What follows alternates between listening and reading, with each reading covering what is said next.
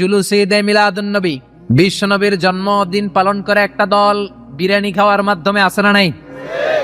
বিশ্ব নবীর জন্মদিন সাহাবারা পালন করতেন না, বিশ্বনবী নিজেও পালন করতেন না। শুধু যখন জিজ্ঞেস করা হলো কেন রোজা রাখেন, বিশ্বনবী বলেন যেহেতু জন্মেছি, এই জন্মটা আল্লাহ আমার না দিলেও পারতেন, জন্মের শুকরিয়া স্বরূপ আমি রোজা রাখি। সুবহানাল্লাহ। এজন্য 12 রবিউল আউয়ালে যদি কিছু পালন করতে চান খালি রোজা রাখবেন, কিন্তু ওই দিন মিষ্টি আর হালুয়া আছে না নাই? জশ্নে জুলুসে আছে না নাই? আহা, শুধু মিষ্টি আর জিলাপি, কিন্তু বিশ্বনবী রাখতেন রোজা। আপনি রোজা রাখেন, আপনি না খেয়ে থাকেন, তাহলে বিশ্বনবীর ভালোবাসার প্রমাণ পাওয়া যাবে, ঠিক কিনা? চট্টগ্রাম থেকে আমি আসতেছি, পুরো চট্টগ্রাম শহর প্যাকআপ, গাড়ি চলে না।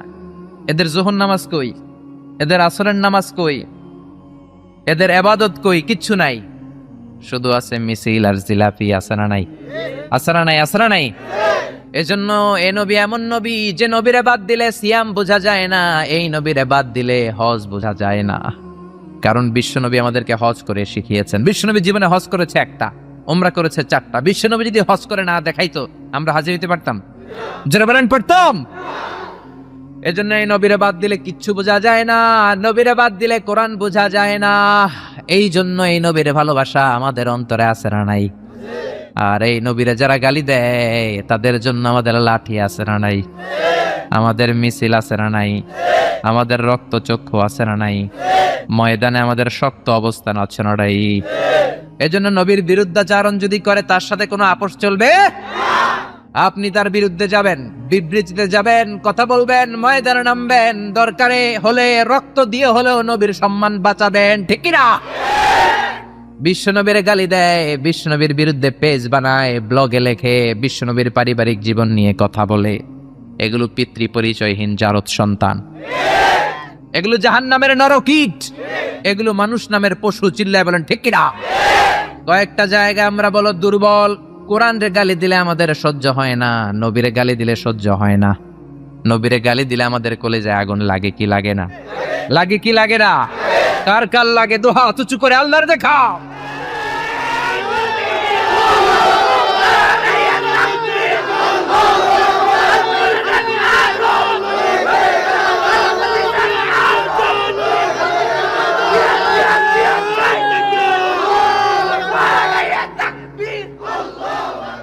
আল্লাহ আমাদের স্লোগানকে কবুল করো। নবীর জন্য যে ভালোবাসা, এই ভালোবাসার কারণে নবীর শাফায়াত আমাদের নসিব করে, পড়ে না আমিন?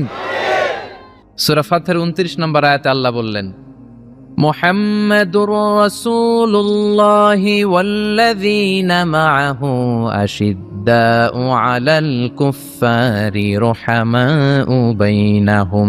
মুহাম্মাদুর রাসূলুল্লাহ, মুহাম্মদ আল্লাহর রাসূল। এটা কার কথা? বিশ্বনবী যে আল্লাহর রাসূল, এতে কোনো সন্দেহ আছে? সন্দেহ থাকলে কি ঈমান থাকবে?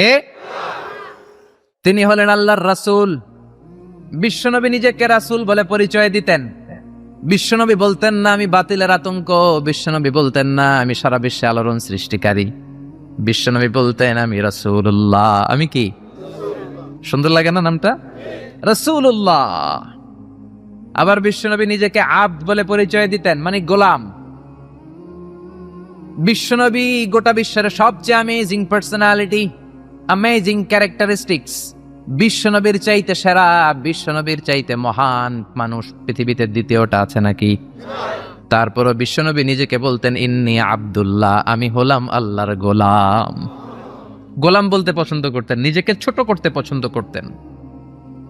এজন্য আমরা নামাজে বলি আশহাদু আল্লা ইলাহা ইল্লাল্লাহ ওয়া আশহাদু আন্না মুহাম্মাদান আবদুহু। তিনি আল্লাহর রাসূল, তিনি আল্লাহর গোলাম। বিশ্বনবী দোয়াতে বলতেন আল্লাহুম্মা ইন্নী আবদুক, ও আল্লাহ আমি আপনার গোলাম। নিজেরে বাতিলের আতঙ্ক বলতেন না, বলতেন গোলাম, আমি গোলাম। আল্লাহুম্মা ইন্নী আবদুক, ও আল্লাহ আমি আপনার গোলাম। ওয়াবনু আবদিক, গোলামের ঘরের গোলাম, মানে আমার বাবা আব্দুল্লাহ আপনার গোলাম। ওয়াবনু আমাতিক, বান্দির ঘরের গোলাম, মানে আমার মা আমেনাও আপনার বান্দি। আমি গোলাম, গোলামের ঘরের গোলাম, আমার 14 গোষ্ঠী আপনার গোলাম। আল্লাহু আকবার। বিশ্বনবী বলতেন আমি গোলাম, আমার বাবা গোলাম, আমার দাদা গোলাম, আমার দাদার দাদাও গোলাম, আমরা গোলাম গোষ্ঠীর। কিন্তু আমরা নিজেদেরকে ছোট করতে চাই না, আমরা কই সব আমার, আমি বাতিলের আতঙ্ক। সব আমার, বলি না?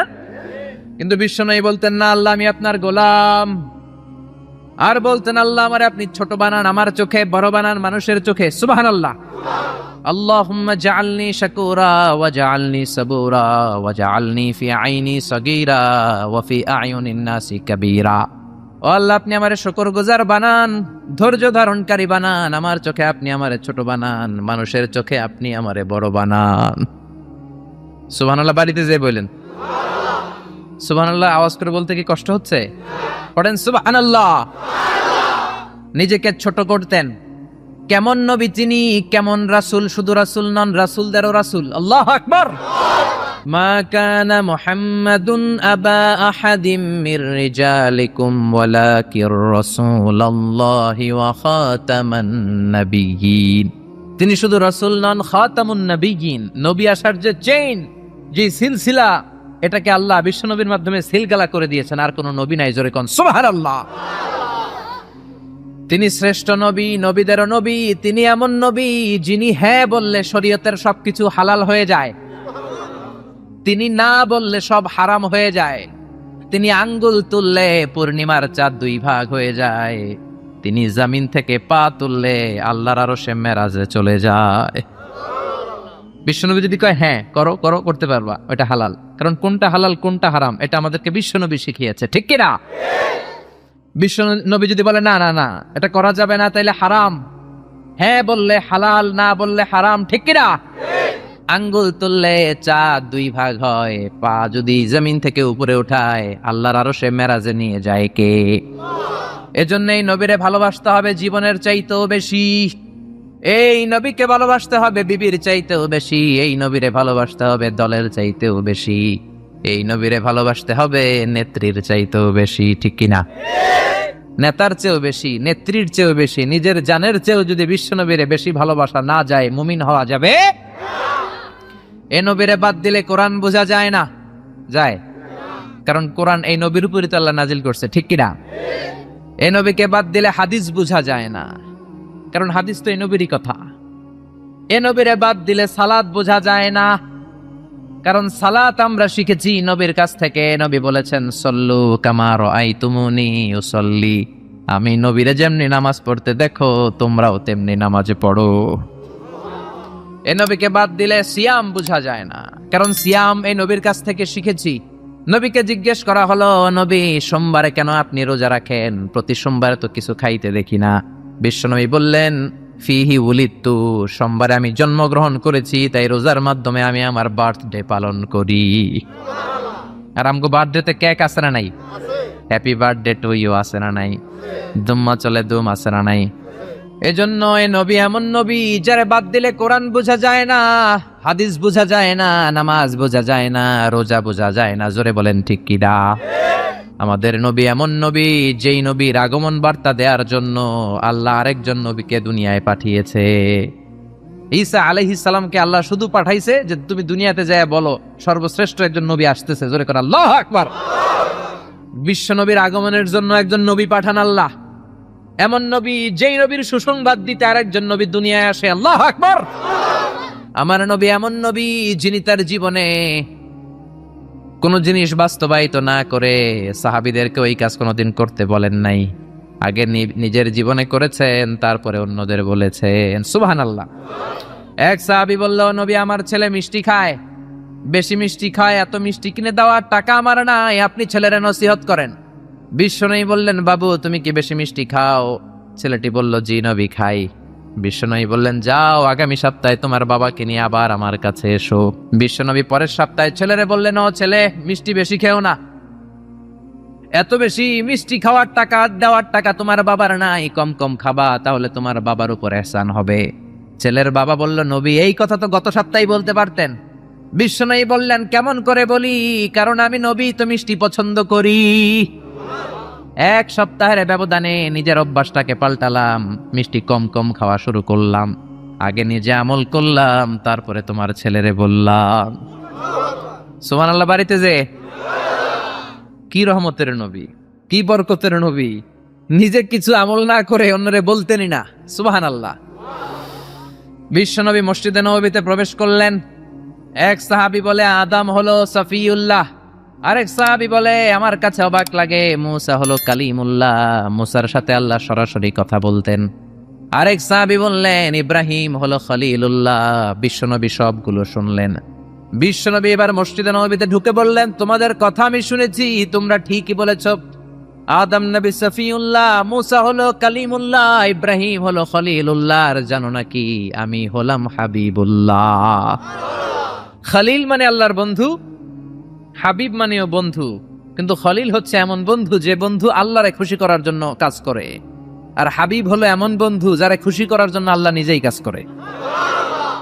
রব্বুল আলামিন কিবলা পরিবর্তন করে দিলেন মক্কা থেকে ফিলিস্তিনের দিকে, কিন্তু বিশ্বনবীর অন্তরে বড় জ্বালা।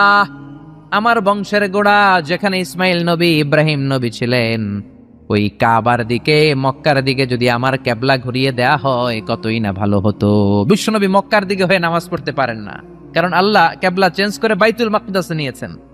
বিশ্বনবী শুধু উপরের দিকে তাকায়, আল্লাহ বললেন কদ নারা তাকাল্লুবা ওয়াজহিকা ফিস সামাই ফালানুওয়াল্লিয়ান্নাকা কিবলাতান তারদাহা ফাওয়াল্লি ওয়াজহাকা শাতরাল মাসজিদিল হারাম। আল্লাহু আকবার। ও নবী, আমি আপনার অন্তরের কষ্ট বুঝি, আমি আপনার বুকের জ্বালা বুঝি। কেন আপনি উপরের দিকে তাকান আমি বুঝি। ফিলিস্তিনের দিকে হয়ে নামাজ পড়তে আপনার ভালো লাগে না, আপনার মনে চায় আপনার বংশের গোড়া, আপনার জন্মভূমি মক্কার দিকে হয়ে নামাজ পড়তে। জানগো নবী, আর ফিলিস্তিনের দিকে হয়ে নামাজ পড়ার দরকার নাই। আপনারে খুশি করার জন্য আমি কিবলা পরিবর্তন করলাম, এখন থেকে মক্কার দিকে হয়ে আপনি নামাজ পড়তে থাকেন গো নবী। আপনারে খুশি করাই আমার কাজ। ফিলিস্তিনে কিবলা দিছে, আপনি খুশি হন নাই, যান চেঞ্জ করে আবার মক্কায় দিয়ে দিলাম। আল্লাহু আকবার। এজন্য আল্লাহ বললেন মুহাম্মাদুর রাসূলুল্লাহি ওয়াল্লাযীনা মাআহু আশিদ্দাউ আলাল কুফফারি রুহামাউ বাইনাহুম। মুহাম্মদ হলো আল্লাহর রাসূল। কার কথা? বিশ্বনবী বলেন আমি এমন রাসূল, আমার সব কাজেই বরকত আছে না নাই?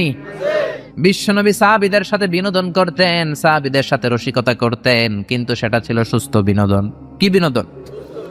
বিনোদন ইসলাম আপনাকে দিয়েছে, entertainment. Islam already has been provided for you the entertainments, but it should be halal and legal entertainment. You couldn't take the illegal entertainment. হারাম এন্টারটেইনমেন্ট বিনোদন নিতে পারবেন না, অসুস্থ বিনোদন আপনি দেখতে পারবেন না। সুস্থ বিনোদন গ্রহণের দরকার আছে না নাই? বিশ্বনবী কত সুন্দর রসিকতা করতেন। এক কালো মহিলা সাহাবী বিশ্বনবীর কাছে এসেছে। বিশ্বনবী বললেন লা ইয়াদখুলান্নাল জান্নাতা সাফরা ওয়ালা সাউদা। তুমি তো কালো নারী, কোন কালো নারী তো জান্নাতে যাবে না। মহিলা দিলেন চিৎকার। বিপদের কথা শুনলে মহিলাদের কান্নাকাটি আছে না নাই? মহিলাদের অন্তর নরম, এজন্য বিশ্বনবী বলেছেন মহিলারা কবরের সামনে যে জিয়ারত করবে না, কারণ কবরের সামনে গেলে বলবে আমারে ফালাইয়া গেল গো, কই গেল রে, আমারে লইয়া যাও রে। কান্নাকাটি আছে না নাই? গড়াগড়ি খায়, নিজের জামা নিজে ছিঁড়ে ফেলে, নিজের গালে নিজে থাপ্পড় মারে, এরকম নারী আছে না নাই? এজন্য মহিলারা ঘর থেকে দোয়া করবে, পুরুষেরা কবরস্থানে ঢুকে কবরের সামনে দাঁড়িয়ে দোয়া করবে। ঠিক কি না? বিশ্বনবী বললেন লা ইয়াদখুলুল জান্নাতা সাফরা ওয়ালা সাউদা। কালো নারী, মেটে রঙের নারী জান্নাতে যাবে না। মহিলা কান্না শুরু করে দিল। মহিলা বলল নবী আপনি বলেছেন আল মারআতু ইযা সাল্লাত খামসাহা, কোন নারী যদি নামাজ পড়ে, ওয়া সামাত শাহরাহা, যদি রোজা রাখে, আতাআত বালাহা, স্বামীর আনুগত্য করে, হাফিজাত ফুরুজাহা, লজ্জাস্থানের হেফাজত করে, কোন নারী যদি এই চারটা কাজ করে তার জন্য 8টা জান্নাতের দরজা খুলে দেয় কে? ও নবী আমি তো 4টাই করি, কালো হওয়ার কারণে কি আমি জান্নাতে যাব না? এটা কেমন কথা? বিশ্বনবী বললেন কেদো না, তুমি যখন জান্নাতে যাবা এরকম কালো থাকবা নাকি? তুমি তো পূর্ণিমার চাঁদের মতো হয়ে জান্নাতে ঢুকবা, তুমি বিশ্ব সুন্দরী হবা, তখন কি তুমি কালো থাকবা? মহিলা আবার খুশি হয়ে গেল, কোন সুবহানাল্লাহ। বিশ্বনবী সাহাবাদেরকে নিয়ে খেজুর খাচ্ছেন, সবাই খেজুর খেয়ে খেজুরের বিচি সামনে রাখে। বিশ্বনবী খেজুর খেয়ে বিচি সামনে রাখে না, পাশে ওনার মেয়ের জামাই আলী, আলীর বিচি সামনে রাখে। খাওয়ার পরে সবার সামনে বিচি সমান, নবীর সামনে কোনো বিচি নাই, আলীর সামনে বিচি বেশি। বিশ্বনবী বললেন মান মিন্না আকসারু মুতানাওয়ালান আর-রতাবা, চলো তো গুনি কার সামনে কতটা খেজুরের বিচি। খেজুরকে আরবিতে বলে আর-রতাব। খেজুরের যে কত আরবি আছে আপনি কল্পনাই করতে পারবেন না। উট আরব দেশে বেশি, তাই উটের আরবি আছে 400টা। খেজুর হয় বেশি, খেজুরের আরবি আছে 100 খানিক। আমরা শুধু ওটার আরবি জানি কি জামাল, বাঈর, নাকা, এগুলো 400টা আরবি কাব্যগ্রন্থ পড়লে আপনি 400টা পাবেন মোট ওটের আরবি। তেমনি খেজুরকে আমরা জানি তামার। সৌদি আরব মিশরে তামার বললে চিনবেই না, বলতে হবে বালাহ। আতি কিলো বালাহ, 1 কেজি বালাহ দেন। বালাহ মানে খেজুর, তামার মানে খেজুর, রতাব মানে খেজুর। কোরআনে আছে রতাবান জানিয়া। মারিয়াম যখন সৈয়দনা ঈসা আলাইহিস সালামকে প্রসব করলে, তার করলো কে? এই জন্য যে সমস্ত নারীরা পেটের মধ্যে বাচ্চা আছে, সন্তান সম্ভবা, তারা খেজুর খাবেন। বাচ্চারে সুস্থ রাখবে কে? আবার মক্কায় মদিনাতে নতুন বাচ্চা জন্ম নিলে বিশ্বনবী বাচ্চার কাছে যে খেজুর খেয়ে খেজুর মিশ্রিত বিশ্বনবীর মুখের লালা বাচ্চার মুখে লাগিয়ে দিত। আল্লাহু আকবার। বিশ্বনবী সাহাবাদের বললেন, মান মিন্না আকসারু মুতানাওয়ালান আর রতাবা, চলো কে বেশি রতাব খেয়েছে, মানে খেজুর খেয়েছে, গুনি। গুনতে শুরু করা হলো। সবচেয়ে বেশি দেখা গেল সাইয়েদনা আলীর সামনে। বিশ্বনবী বললেন, দেখো আল্লাহ কি খাদক জামাই আমাকে দিয়েছে, এমন খাইতে পারে, সবার সামনে বিচি কম, আলীর সামনে বিচি ডবল। এখন আলী কি বলবে? আলী বলে, আমার শ্বশুরও কম খাইতে পারে না, দেখো সবার সামনে বিচি আছে, আর আমার শ্বশুর বিশ্বনবীর সামনে কোনো বিচিই নাই, তার মানে খেজুর খাওয়ার সময় উনি বিচি সহ মেরে দিছে। তাহলে বিশ্বনবীর বিনোদন সুস্থ বিনোদন, চিল্লায় বলেন ঠিক কিনা? আবার বিশ্বনবী বলতেন, উতিতু খামসান লাম ইয়াতাহুন্না নাবিয়্যুন ক্বাবলি, এমন 5টা জিনিস রব্বুল আলামিন আমাকে দিয়েছে, আমার আগে কোন নবীকে আল্লাহ এই 5টা জিনিস দেয় নাই। সুবহানাল্লাহ। 1 নম্বরে নুসিরতু বির-রু'বি মাসিরাতা শাহর, ভয় দিয়ে আল্লাহ আমারে সাহায্য করেছে। আমার ডানে বায়ে সামনে পেছনে 1 মাসের রাস্তার মধ্যে যদি কোনো কাফিরের রান্ডা বাচ্চা থাকে, আমার ভয়ে তাদের অন্তরে ধুকধুকানি বাড়ায় দেয় কে? নবী যেখানে অবস্থান করতেন তার ডানে বায়ে সামনে পেছনে 1 মাসের এরিয়ার মধ্যে যদি কোনো কাফির থাকতো, মুশরিক থাকতো, বিষ্ণুনবীর ভয়ে ঘুমের মধ্যে লাফ দিয়ে উঠতো। আল্লাহু আকবার। 2 নম্বরে বিশ্বনবী বললেন, জুইলাত লিয়াল আরদু কুল্লুহা মসজিদান ওয়া তাহুরা, আমার জন্য আল্লাহ গোটা বিশ্বটাকে মসজিদ বানিয়ে দিয়েছে। গোটা বিশ্বটা মসজিদ। মসজিদ মানে মাকানুস সুজুদ, সিজদার জায়গা। যেখানেই সিজদা দেন কবুল করবে কে? নূহ আলাইহিস সালামের জামানায় যেই কোনো জায়গায় নামাজ পড়লে কবুল হতো না, মসজিদে যেয়ে পড়া লাগতো। মুসা নবীর উম্মত মসজিদ ছাড়া নামাজ পড়লে কবুল হতো না, সিনাগগে যেয়ে পড়া লাগতো। ঈসা নবীর জামানায় ইবাদতখানায় যে পড়া লাগতো, কিন্তু আমরা যেইখানেই নামাজ পড়ি কবুল করে কে? আজকের এই প্যান্ডেলে যদি নামাজ পড়ি কবুল হবে কি হবে না? বাইতুল মুকাররমে হবে কি হবে না? শোলাকিয়ার ময়দানে কবুল হবে কি হবে না? বাজারে পড়লে হবে কি হবে না? নদীর উপরে নৌকায় পড়লে, প্লেনের ভেতরে বাতাসে পড়লে, মহাকাশে যে স্যাটেলাইট চ্যানেলের মধ্যেও যদি পড়ি সেখানেও কবুল করে নিবে কে? জমিনের যেই জায়গায় নামাজ পড়ো কবুল করে নেওয়া হবে। আবার বললেন পুরো জমিনটারে আল্লাহ আমার জন্য তহুর বানায় দিলেন। ফাইন লাম তাজিদু মাআন ফাতায়াম্মামু সাঈদান তাইয়্যিবা, নামাজের সময় যদি তোমরা ওযুর জন্য পানি না পাও, তায়াম্মুম করলেও কবুল করবে কে? এই সব জায়গায় নামাজের অনুমতি আর তায়াম্মুম, এটা কোন নবীর ছিল না, এটা স্পেশালি আল্লাহ বিশ্ব নবীকে দিয়েছেন। সুবহানাল্লাহ। মা আয়েশাকে নিয়ে বিশ্বনবী বানুল মুস্তালাকের যুদ্ধ থেকে রওনা হলেন। প্রতিমধ্যে মা আয়েশার গলার স্বর্ণের হার চুরি হয়েছে কিংবা হারিয়ে গিয়েছে। মা আয়েশা কান্নাকাটি করলেন, আমার হার, আমার হার। মেয়েদের স্বর্ণ হারাইলে খবর আছে না নাই? গোটা দুনিয়া ভাঙ্গা গেল, কিছু বলবে না। যদি স্বর্ণ একটা হারায়, বাড়ি তামা তামা করে ফেলবে, ঠিক কিনা? ওই যে কয় ঠিক, মানে অভিজ্ঞতা আছে অনেক। নারীরা স্বর্ণ পছন্দ করে, তো মা আয়েশা তো নারী, উনি বললেন নবী আমার স্বর্ণ হারিয়েছে। বিশ্বনবী বললেন কাফেলা থামাও, গলার হার খোঁজো। সবাই মিলে গলার হার খুঁজতে খুঁজতে মাগরিবের নামাজের সময় প্রায় শেষ হয়ে যায়। এবার সবাই মিলে আবু বকর রে বকে, তোমার মাইয়ার কারণে আজকে এই দশা। তোমার মেয়ে যদি গলার হারটা না হারাইতো তাহলে তো আমরা যেখানে পানি আছে ওইখানে পৌঁছে যেতাম, ওখানে নেমে অজু করে নামাজ পড়তাম। তোমার মেয়ের কারণে আজকে এই দশা, এখন সবার নামাজ কাজা, নবীর নামাজও কাজা। আল্লাহ বললেন খবরদার, এই মেয়েটারে গালি দিবি না, এই মেয়েকে গালি দেয়া যাবে না আয়েশার সম্মানে। আজকে আমি তায়াম্মুমের বিধান নাজিল করে দিলাম। فَإِن لَّمْ تَجِدُوا مَاءً فَتَيَمَّمُوا صَعِيدًا طَيِّبًا, কোথাও যদি ওযুর জন্য পানি না পাও, মাটি দিয়ে তায়াম্মুম করো, কবুল করে নিবে কে? মা আয়েশা বলতেন আমাকে আল্লাহ এমন 5টা জিনিস দিয়েছেন বিশ্বনবীর কোনো বউকে আল্লাহ দেন নাই। এক নম্বরে আমি বিশ্বনবীর একমাত্র কুমারী বউ, বাকি বউগুলা ছিল বিধবা। এর আগে কয়েকটা করে বিয়ে হয়েছে, শুধু আমারই বিয়ে হয় নাই। সুবহানাল্লাহ।